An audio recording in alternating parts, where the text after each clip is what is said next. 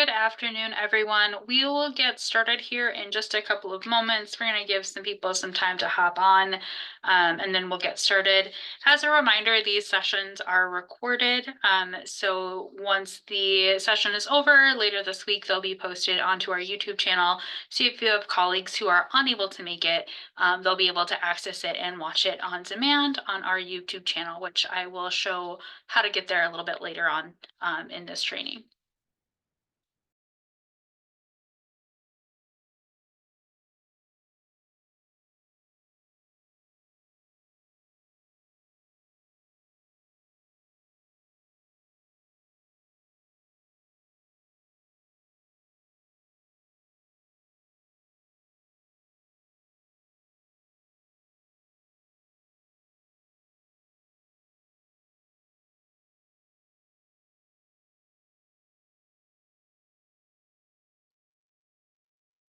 All right, we're going to get started. It does allow individuals to join at any time, so some faces may pop in and out depending upon what everyone has going on this afternoon. Today, we're going to be talking a little bit about Zoom basics. So I hope you're all prepared for that. As I just mentioned, this is recorded, and they'll be posted later this week, early next week, so that those of your colleagues who are unable to attend can access them on our YouTube channel to watch on demand if they would like more information about this or any of our previous sessions. So to get started, I'm just going to tell you a little bit about Tech Talk as a reminder. These Tech Talks are monthly sessions. They're on a variety of different topics, and they're meant to help all of you and other individuals watching on demand learn more about a variety of technology-related subjects in a very stress-free, non-judgmental atmosphere. As I said, the sessions are recorded. They're going to be available to watch on demand. So if you're not able to attend a scheduled one, you'll be able to access them on our Tech Talks page on our website. For those of you who don't know me, my name is Faith, and I am the Director of Outreach and Technology in North Dakota at the Community Action Partnership of North Dakota. We provide training and technical assistance. I also do social media and website management, along with a bunch of other things. And we started offering these out to not just individuals in North Dakota, but also to those in Federal Region 8 in South Dakota, Utah, Montana, Colorado, and Wyoming as well. So if you're joining from one of our other states or you're watching from another state, welcome, and we're glad to have you here. So today's topic, we're going to be talking about Zoom. So congratulations, you're on. If you're watching this live, you made it to Zoom. You were able to get into the session, which is fabulous. If you're watching on demand, you're not on Zoom, and so maybe you have some questions about what Zoom is and how it works. So to start off with, a Zoom is a video conferencing platform that enables its users to conduct virtual meetings, do webinars, and do online collaboration together. It hosts video and audio conferences. So sometimes those large conferences where people can join virtually, that is done through Zoom.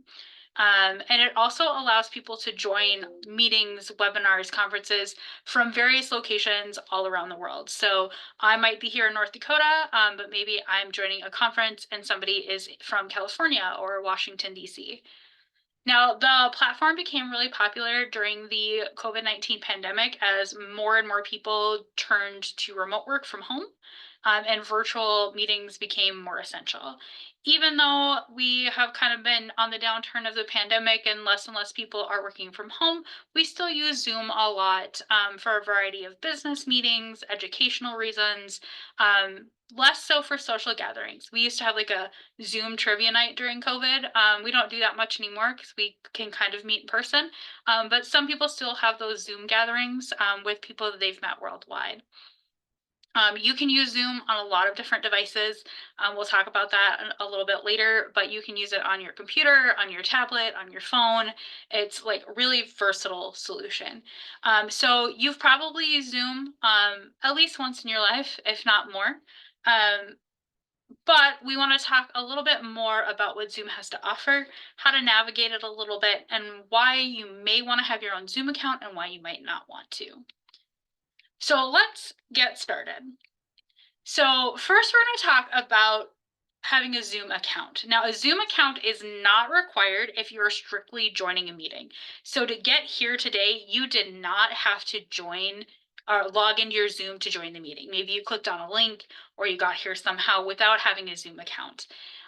They're not required to be a part of a meeting, but they can, having a Zoom account can be incredibly important for a lot of different reasons. Um, Creating a Zoom account offers several benefits, especially if you have to host your own meetings or you participate in meetings regularly. On this particular slide, I give you a couple of reasons. The first one is that in order to schedule and send invites for your own meetings, you will want to have a Zoom account. And we'll talk a little bit about what kind of Zoom accounts are available.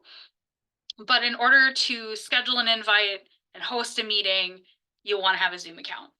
Another really important reason to have a Zoom account is that you're able to customize more settings on your profile. Things like your profile picture, your time zone. Maybe you are using it for your office and they require you to have a specific background. You'd need an account for that. So being able to update your settings is another really important reason why having a Zoom account might be of benefit to you. And then also keeping track of your meetings. So upcoming meetings, but also previous meetings. You'll be able to access a record of your past meetings. Maybe you recorded those meetings like I'm doing for these. I can go back and look at older recordings. It's especially useful if you need to go back and refer to previous discussions you had at like a board meeting, or you need to share your recording with other parties involved. So if you don't have a Zoom account, you might not need one if you're just joining a meeting now and then as a participant, but it could be beneficial, especially if you need to host your own meetings or there's something that you need to go and refer to on previous meetings that you've recorded on a regular basis. So there are a couple ways to make an account. You can create your own account. They have a free account that you guys can sign up for. You would verify your birth year and provide an email address. The free account has limited like time frames, so you can only have a meeting for so long. You can only have so many attendees. But if you're not scheduling a lot of meetings and you just want to be able to customize your profile and things like that, a free account is super helpful. Or if you plan on, maybe hosting a short get-together meeting, maybe 15-minute touch bases, and nothing incredibly long, like an hour to 2 hours or 3 hours, a free account might be for you. You can also join existing accounts. Some businesses and organizations have a big account and then you can join and they'll give you a license through their account. Normally, your organization will send you an invite that you have to accept in order to be added to your organization. You can also join like a premium account, which gives you more time. You can do add-ins. So there's a lot of options available for Zoom, so you can select a plan that is best for you. If you just want to update your profile and chill, maybe a free account is where it's at. Maybe your organization already expects you to have an account and they add you to their organization. If you're not sure if your agency has or your organization has a business account you're supposed to be attached to, I'd recommend reaching out either to an immediate supervisor or somebody in charge of your IT or technology management. Maybe they just forgot to send you an email, or maybe they're just waiting for you to ask. So keep that in mind when you are looking into creating an account, especially for work purposes.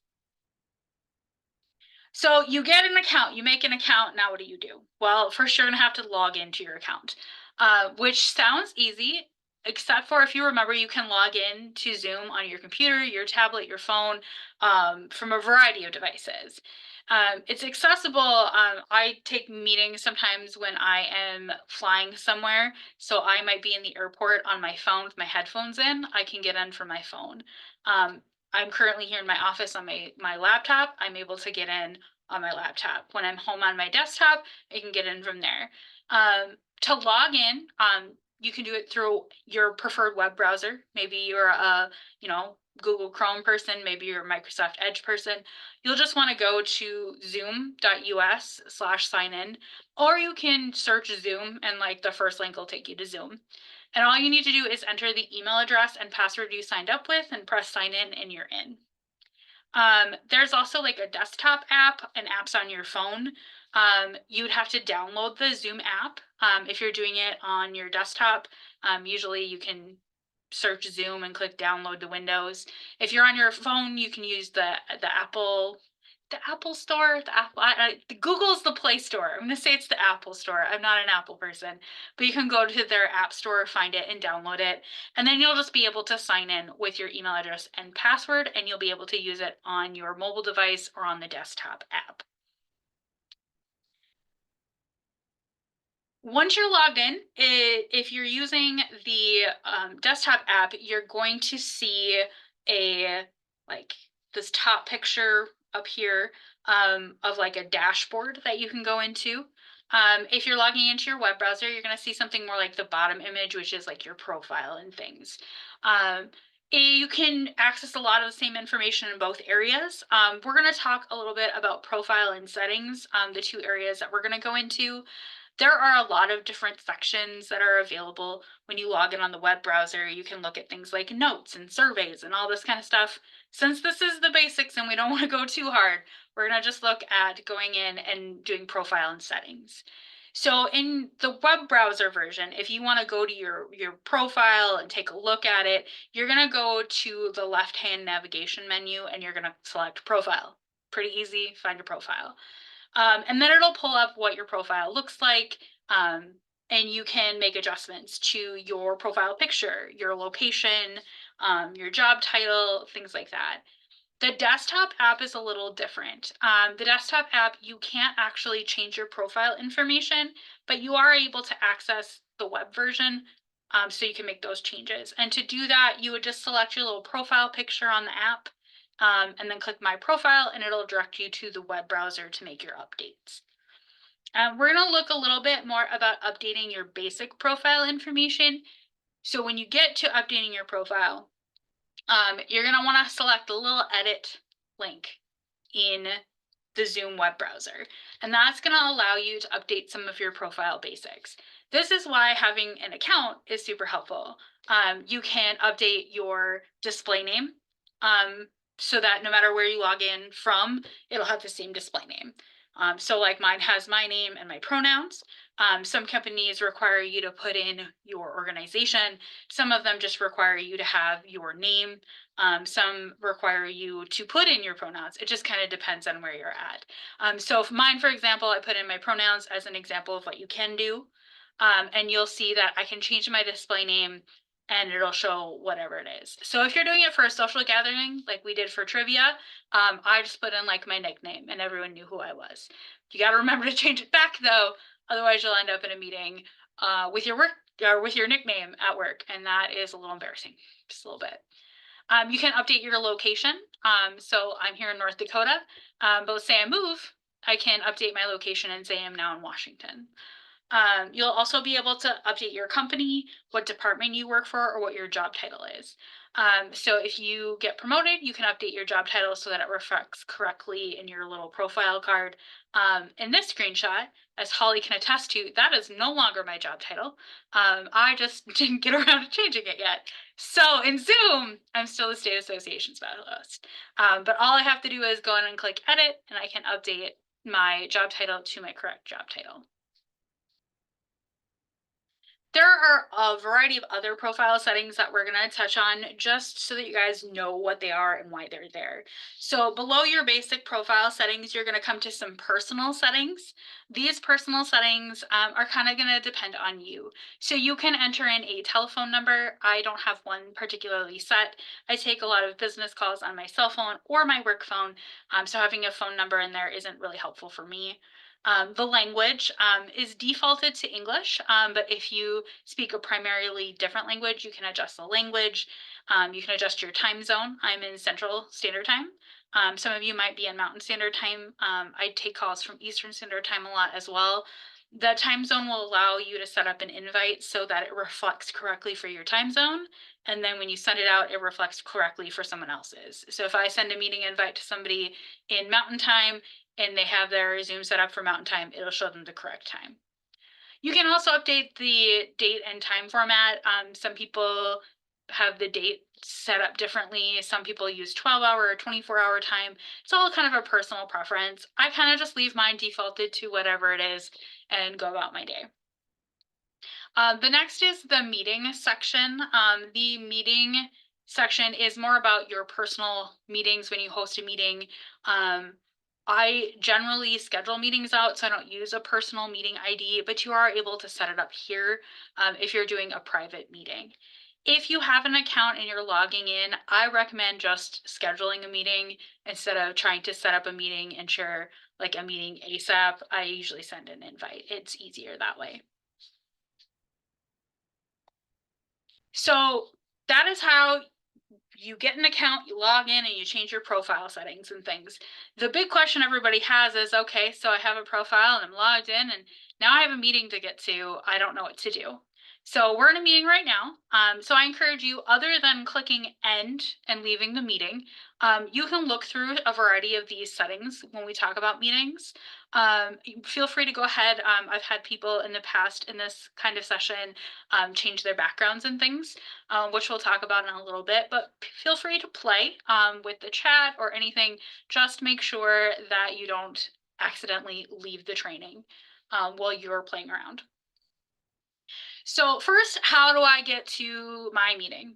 So most of the time, you're going to join a meeting in one of a variety of ways.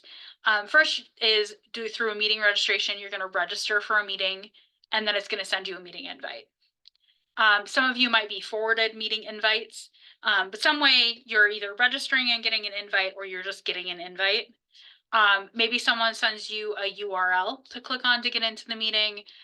You might have a meeting ID. You can also call in by phone. So sometimes we all have technology related issues. I know I do constantly, where I'm not able to get into a meeting. So I'll call into that meeting using a phone number, and I'll show you where to find those in just a moment. But know that there are a couple of different ways to get into a Zoom meeting. So if you have one that you're supposed to get on and it's not working, check to see if there's a way to get on by phone, or maybe somebody has a different URL or meeting invite link that might be helpful for you. So first, we're going to talk about registering for a meeting. To get here, unless someone forwarded you the invite, you did have to register for a meeting. Most webinars and conferences require some sort of pre-registration, so they know how many people are going to attend. They can keep track of who might be there, so they can send emails about updates or cancellations. Hosts can set up their meeting webinar registration to look a little bit different, depending upon who they are sending it out to.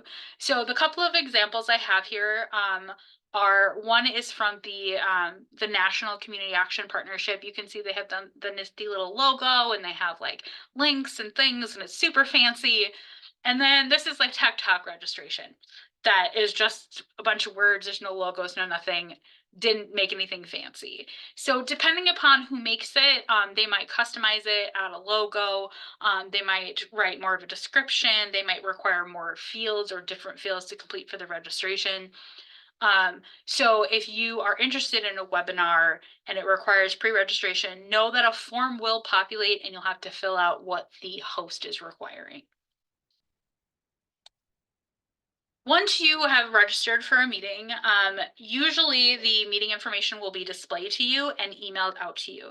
There is a caveat to that, and is that if the host set it up so they have to approve your registration first, you won't see it right away. It'll just say that you've registered.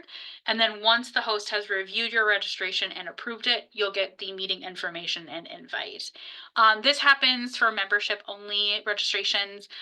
So let's say that you have to be a member of a specific club, or you have to pay a certain registration amount, or it's restricted to certain types of registrants.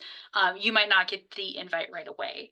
In general, though, most webinars and things that you register for will provide this information to you right away and send out an email to you. The event can normally be added once you get this invitation to a calendar. Not just an Outlook calendar, you can add it to Google and Yahoo using links provided. So on this specific registration, you can see an add to calendar button. If I click on that, I can choose my calendar. In this particular registration, it has them listed out. So if I wanted to add it to Outlook, I would click on the add to calendar ICS, and it would populate a calendar invite for my Outlook. So I always tell everyone, if you're registering for a meeting, double check that you got the meeting registration email and add it to your calendar. Because not all email services add it automatically to your calendar, and we don't want you to miss something that you registered for. When you get a Zoom invite or a Zoom meeting, they'll usually send you a link. It'll have a join Zoom meeting and then a bunch of information. And most people ignore the rest of the information and just click on the link. And that normally works, and there's no problem, and you're fine. It'll take you to your Zoom meeting. Good job. But sometimes there are some issues, and maybe it'll ask you for things like a meeting ID or a passcode, or maybe you can't get it to work on your computer, so you have to phone in. That information at the bottom is incredibly helpful. So your meeting ID and passcode are going to be specific to your meeting. So if somebody needs to get in and they can't get the link to work, they might be able to select join meeting and just enter in the meeting ID and passcode, or they might be able to call in to Zoom using one of the telephone numbers that they have listed, and then type in on your phone the meeting and passcode, and that'll get you into the meeting via phone. So although it just seems like a bunch of unnecessary information when you're having technical difficulties, the information at the bottom might help you access the meeting in a different way besides clicking on that link. So we're in the meeting. We joined, we're here, we made it. Now for the fun part. So a lot of you have joined before. You know that the number one question I think I see on every webinar, training, meeting, I have at least one person who can't mute or unmute. They can't get their video to work, something like that. So those are available, and there's like a bottom bar. There is a microphone that you can mute and unmute, and then there is a video that you can turn on and off. So right now, if your video is off, you're gonna see a little red slashy through it, and your video is not on. If you're muted, you'll see a slashy through it, and it'll say unmute. If you click it, you'll unmute yourself. It'll look like just a regular microphone. So pretty simple. It sounds like that would be easy. However, just because you click on mute doesn't mean that it's going to work. A lot of people are like, I am unmuted. It might be because it's selecting a different microphone. The most common problem I know people have is selecting the microphone or the speaker that they're supposed to be getting the audio in and out of. So in order to make sure that you have the correct microphone selected, there's this little, I call it a caret, the little arrow guy that you can click on, and that little guy will open a menu that looks like this menu right here, where you can select a microphone and select a speaker. Now on this particular list, you can see that I have 3 or 4, sometimes I have like 5 choices. I'll just go crazy with my audio equipment, I guess. But in order to make sure that I'm talking and you guys can hear me, I want to make sure I'm selecting whatever I'm using. So in this screenshot, for example, I'm using a headset that was named Shinobi, but the system is set up to default to this Arctis 7 chat headset. So I often have to go back in and make sure that it is selected the correct headset. Otherwise, I'm talking to a headset that I'm not connected to. The same thing applies for the speaker. So the microphone is where you talk into it and people can hear you. Speaker is where you're going to hear other people. And as you can see, if I had it selected for anything else, you could hear me, but I wouldn't be able to hear you, and vice versa. So you'll always, if you can't hear or people can't hear you, the first shop you're going to make is go to that little caret and make sure that you're selecting the appropriate microphone and speaker. Now, if you're just using the microphone attached to your computer, a lot of laptops and cell phones and things have them built right in. Usually it'll just say USB microphone sometimes it'll say something different. You want to make sure that you have it selected. If you don't normally use a headset, you don't have like a lavalier mic or a microphone or like a headset, you might only have the one option as like microphone USB. So that's how you would troubleshoot audio issues, both speaking and hearing.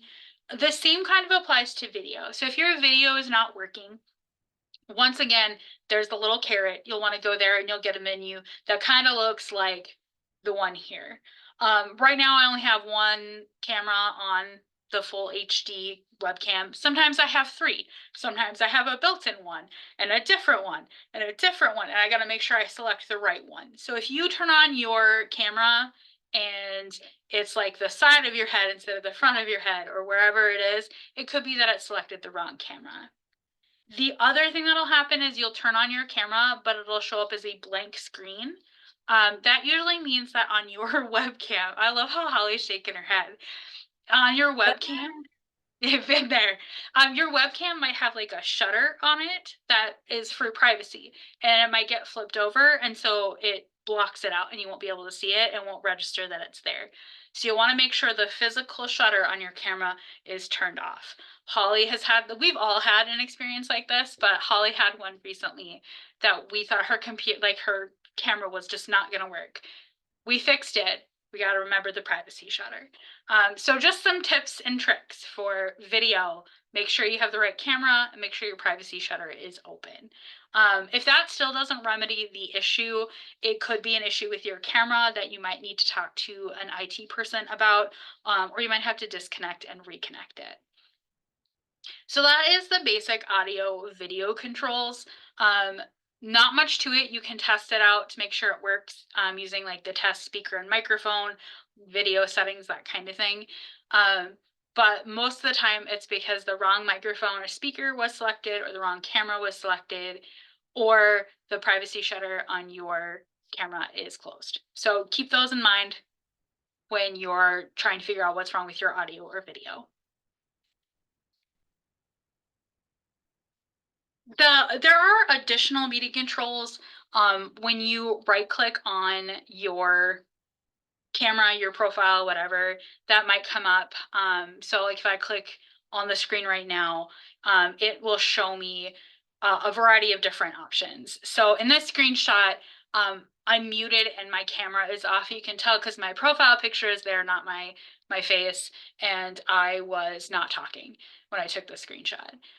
But you'll also see some additional options. Blur my background, choose a virtual background, choose a video filter, and choose an avatar. So some of these are a little bit newer, but for some of you, you might have seen people where their background gets a little blurry, so you can't see what's behind them. Or maybe you have people who put it on that they're at a beach. To change your virtual background when you're in a meeting, that's one of the easiest ways to do it, is to right click and select one of these options. And then you're able to select virtual background. You might be able to select to blur your background. I'm just going to throw on an example for funsies. We'll see if you guys can see it. Okay, so I'm at the beach. I don't know if you all can see. Holly, can you thumbs up? Can you see me at the beach? So I can throw on a background if I want. You can tell I don't have a green screen, so you can tell that it doesn't look super nice. But some people do that, or they might blur it as well. So now you can't see what's behind me. And that could be a privacy thing. Maybe I'm working from home and I don't want you to see my messy living room, or my cat in the background diving into the curtains. It's just a privacy thing. Most of the time I keep my filter off unless I'm having a good old time, and then I might throw on some funny pictures or something in the background. Some organizations and agencies require you have a specific background set. You'll see this often with federal organizations like the Federal Communications Commission or the Department of Health and Human Services. They might have their own backgrounds that they put on. That could be required by their organization. So before you go have a good old time picking whatever background you want, make sure your organization doesn't require you to have a specific set background or a blurred background before you go all out. The other meeting control that I do want to let people know is if you log in, there are two people from your organization maybe logged in with the same name, you are able to rename when you're on a Zoom by clicking on rename in this same menu. When you click rename, you'll be able to update the name that's displaying. It won't update the name on the account, just what's being displayed to the people there. I know some people, sometimes their Zoom doesn't work, so they'll log in, uses somebody else's credentials. They'll both be on, and then I'll have two people, maybe they're both named Holly, and then I won't know which one is actually Holly without looking with their camera on. They can just go in and rename one to the correct name. So you also have a variety of other controls at the bottom. I just want to talk about a couple of them. There are two that are asterisked on here that generally require admin to turn on. They are the AI companion and summary. That's related to artificial intelligence and what it can do with Zoom. We're not going to get quite there. We can go quite into depth about artificial intelligence, but for now we're sticking to the basics. So we're not going to cover those in depth. Just know that you might see them on your bar at the bottom, depending upon the kind of account you have. If you want more information, there's some resource links at the end of this session that I will show you that can provide more information about what they do and how they work. But there are a couple I do want to cover. The first is the participants panel. In the screenshot, you'll see participants 11.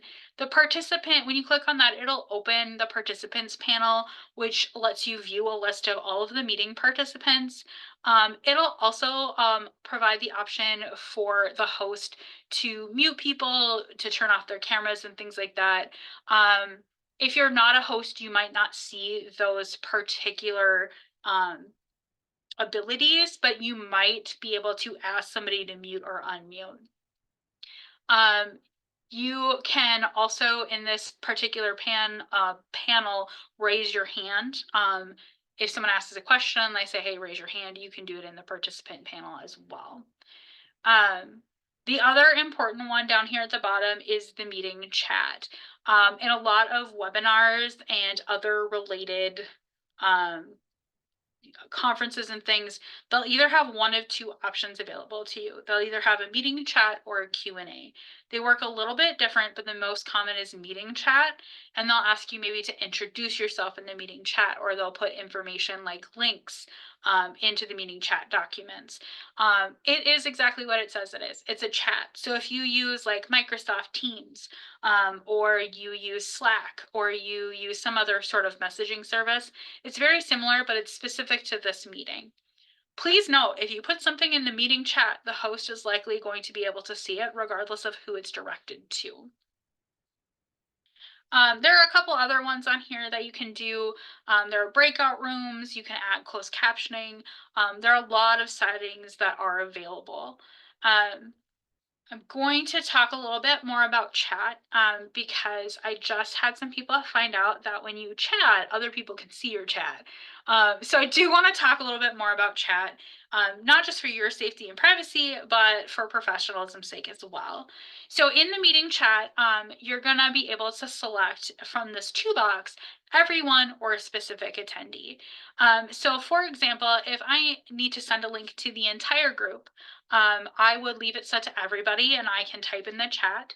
I'm going to type in our chat, hey guys, and everybody in the chat can see what I put for everyone. Now, if I need to send something to a specific person in the chat, and usually I only do this if I need them to know that they're like a co-host and they're up next, or I'm giving them a nudge that like maybe their child is in the background and they need to blur their screen or something, you can select anyone from in the meeting to send a direct chat to. That does not mean that nobody can ever see it again. There are ways that people could probably pull it up. So regardless if you're chatting with everyone or just a specific person in Zoom, please keep in mind that you should always be polite and professional when you're addressing somebody in the chat, either directly or as a group.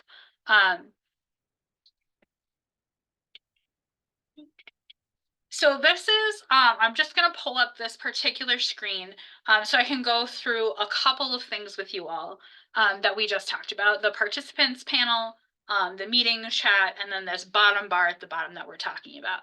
Now, normally I would just exit from the presentation and we do it together live.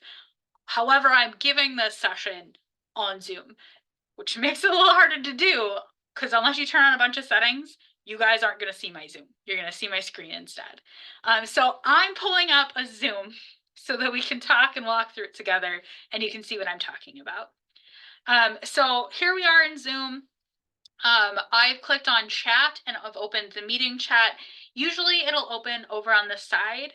You can set it so that it pops out separately. You can set it up so that you can do different views and things up at this view button. Depending upon like how many participants you want to see, what kind of screen share you want to see, how you want things set up. But in general, mine defaults to looking like this. When you hit participants, it usually opens a participant panel, so you're going to see those along the side, unless you've set up your Zoom a little bit differently. So what we talked about with settings down at the bottom, so here's our participants. And this one, you can see that there's like a microphone and a camera. As a host, I can go in and mute and unmute, or I can turn off cameras, turn on cameras. Usually the mute feature or the mute all feature is used when there's some sort of weird background noise, and we want to make sure that we're canceling that out. Maybe somebody didn't know they unmuted. I've done that before and have been tippity typing away, and all everybody hears is my big, huge clickety clackities instead of what's happening in the meeting. Also down at the bottom, here's where you're going to find some additional options. So record, if you are the host or a co-host or another individual who has the power to do so, you'll have a record button at the bottom. When you click record, a notification will go out to those individuals who are joining or on the session, letting them know that Zoom has started recording. This is a requirement to let you know that a recording is there and is happening because you can't be recorded without your knowledge. In every place. I'm not going to say that's a law everywhere, but I know that in some places you can't be recorded without your knowledge. So that's why it always lets you know, hey, we're recording. Next to it is a closed captions button.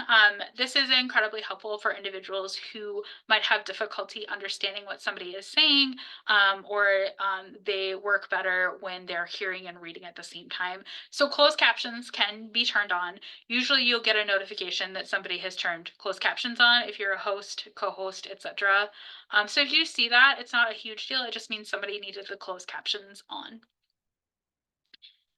Breakout rooms, those rooms, usually your host, co-host somebody, they'll break you out into different groups of people and sessions for smaller group discussions. So for example, we have a certified community action professional study group that is very large. And so to do some of our smaller activities, the host will break us out into breakout rooms. This doesn't close your main session, which is what we're in now. We're in a main session. The breakout rooms just breaks you up into small groups, and then after a certain time period or when somebody clicks the button, they'll bring it all back together into the main session. Breakout groups are incredibly helpful if you have a large group of people and you want to do one of those like get to know you things. That's always great. Or if you're working in smaller groups on specific projects, breakout rooms are incredibly helpful. The downside is if you join late to a group that's broken into a breakout session, you'll be added to the main session, and whoever is responsible for assigning you a breakout room will get a notification and will need to assign you to a breakout room. That also means that if you're in a breakout room and you leave, you'll go back to the main session, and then they'll have to add you to a breakout room, and they might not remember where you came from. So when you're in a breakout room, if you don't have to leave and come back, don't leave and come back. Stay in the breakout room.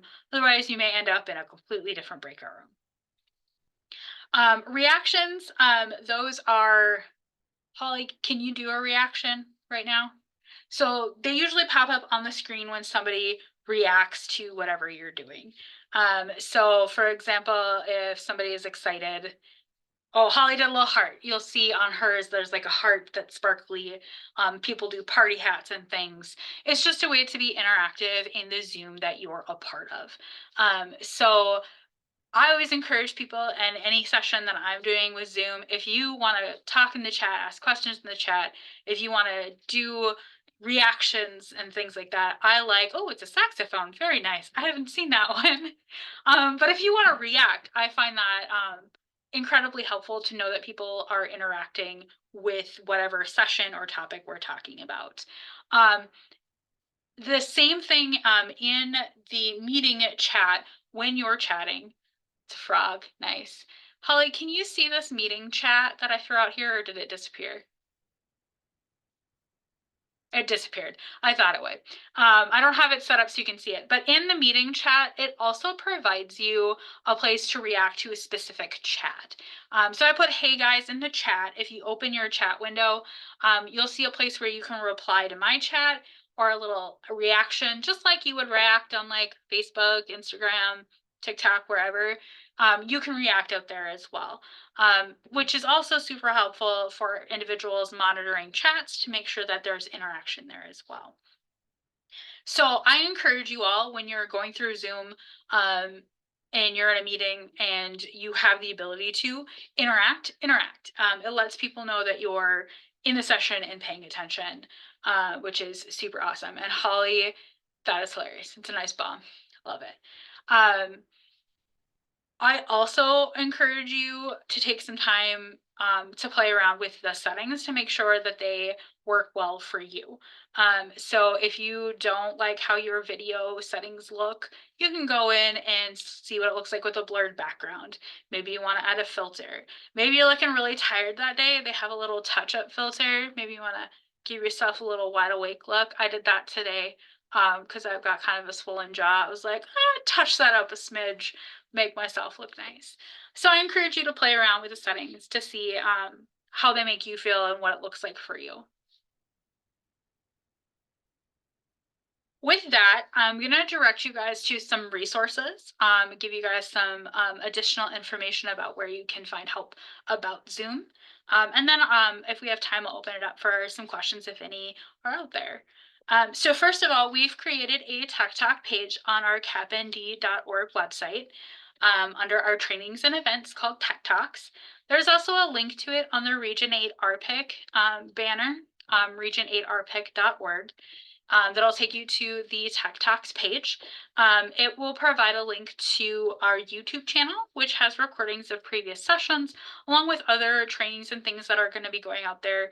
CapND also does board trainings and things for North Dakota boards, and I'm working on some other data and technology related webinar kind of trainings out there. We also have the full schedule listed out there. And then at the bottom, we have resources specific to each session. So last session was about cybersecurity. We've got some resources about cybersecurity. This session, we have some Zoom resources down at the bottom, including a very basic user's guide that I whipped up to help some individuals who are having a little bit of trouble getting Zoom going, registering, and getting meetings to work. As well as links to official Zoom resources. They have cool videos and things you can watch so you can learn more about what happens at Zoom, especially if there are updates to Zoom, which there have been a lot of thanks to artificial intelligence. So I'd encourage you to go check out the Tech Talks page and our YouTube channel for any technology related resources. We'll just keep adding stuff out there. And we hope that you guys will get a ton of information out of it. Our next Tech Talk, that is a lie. I forgot to update that. Our next Tech Talk is in March. It's on March 21st. We're going to be doing an introduction to SharePoint. It's SharePoint kind of basics, what it is, how it works. We get to use my famous house metaphor that several people have heard that they enjoy. If you guys have any questions or you need to look up anything, you can reach me at my email address or check out our website or YouTube channel as well. So with that, I've got about 15 minutes. I'm going to stop sharing my screen. Does anyone have any Zoom related questions that they have that they want to talk about?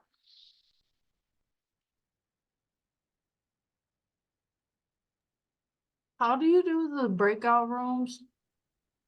So for breakout rooms, are you asking how you set up a breakout room or how to get a breakout room? So for breakout rooms, there is going to be a link. It's usually at the bottom bar. If you have too much going on your bottom bar, like I have all the settings, there'll be a dot dot dot that says more, and you can click on breakout rooms. It'll pop up, it'll ask you how many breakout rooms you want to create. Do you want to assign the people automatically or manually?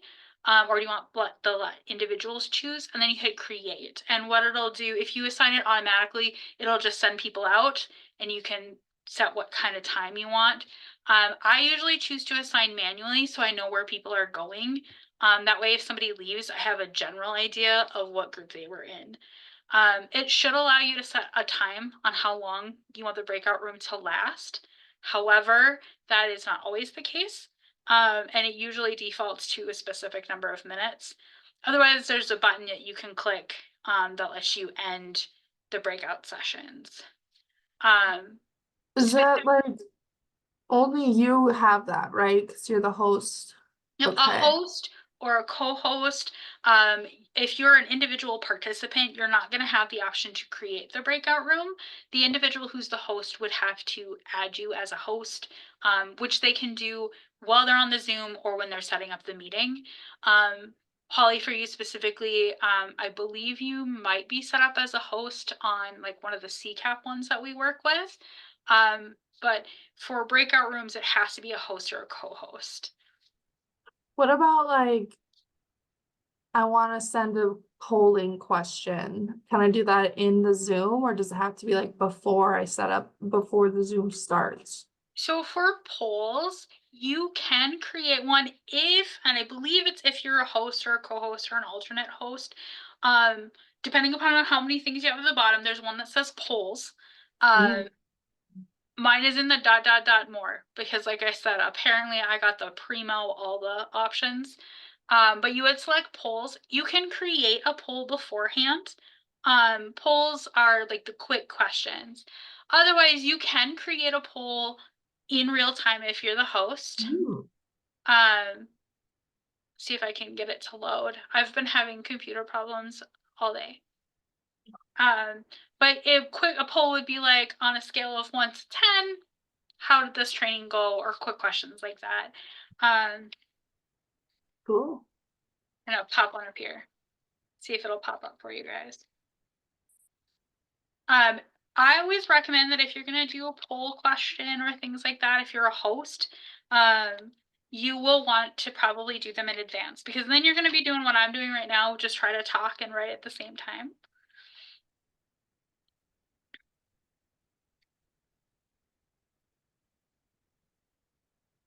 So it should pop up as a poll. Hopefully this works. Like I said, computer's been a little weird.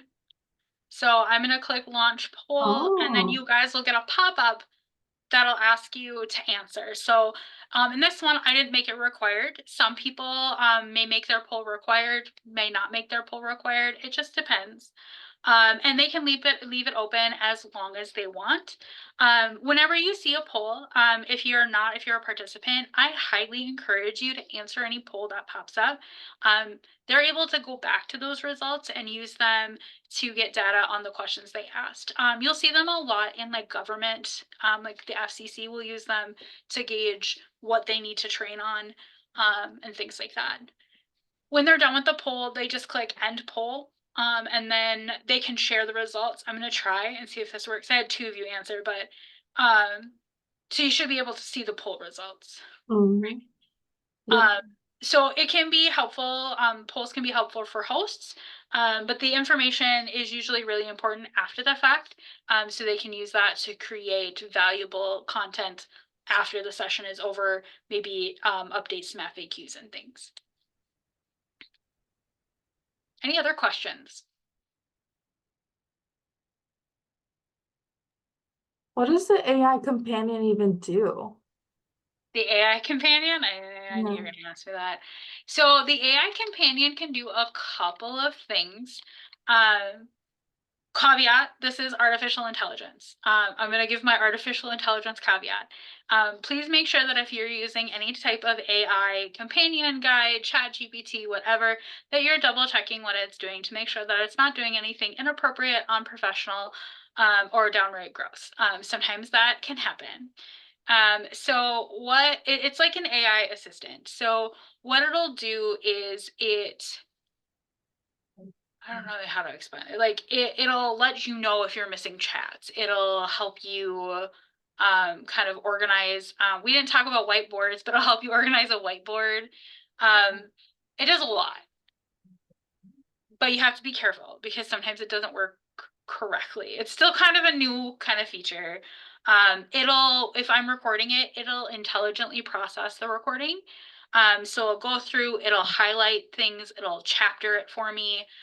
It'll summarize like that meeting summary option that exists. It'll generate a summary of the meeting and any next steps of what was discussed. So if this is a meeting and I said, okay, Holly, you've been assigned X, Y, and Z. Laura, you've been assigned X, Y, and Z. And Dana, you've been assigned A, B, and C. It'll summarize that in the meeting. Is that It like, also, do I have to turn it on right away, or like, what if you turn it on right now at the end? so in order to turn it on, your admin has to make sure that feature is available on your Zoom. So like if I try to turn it on now, I'm the admin and I have not set it up yet. Sorry, Holly. It'll tell you to enable the AI companion for your account. So your admin will go in, or if you're the admin for your own account, you would have to go in and enable the AI companion in order to use the AI companion. Yeah, it does a lot of things. It can also draft a chat response. So like I wrote, "Hey guys," it could draft a response to that. But as I said, you want to double check to make sure that it is being professional, appropriate, and not downright gross. Um, AI is kind of a new thing and it scares people, but I think it is wonderful. It does great things. You just got to make sure you double check every now and then to make sure that it's not telling you get a car for $1 or something like that. So use it with care, but if you have it turned on, it can do a lot of stuff for you. Other questions?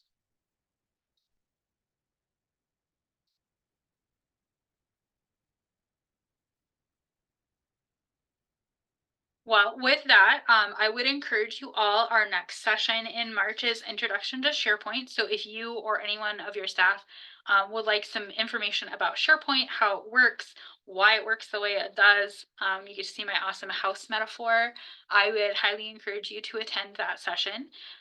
Otherwise, previous sessions, including last month's cybersecurity, are available on our YouTube channel. And I highly encourage you to let everybody know they can check out our YouTube channel at TrainCapND, which will have a variety of trainings out there. I'm working on adding more content now that I'm transitioning more of my role into data and things. So you'll see that out there soon. Otherwise, I hope to see you all at our next Tech Talk in March. Have a wonderful rest of February, and hopefully wherever you are, it is warm and sunny. If it's not, maybe warm and sunny in your heart. That was cheesy. Love you guys. All right. Bye, everyone. Thank you.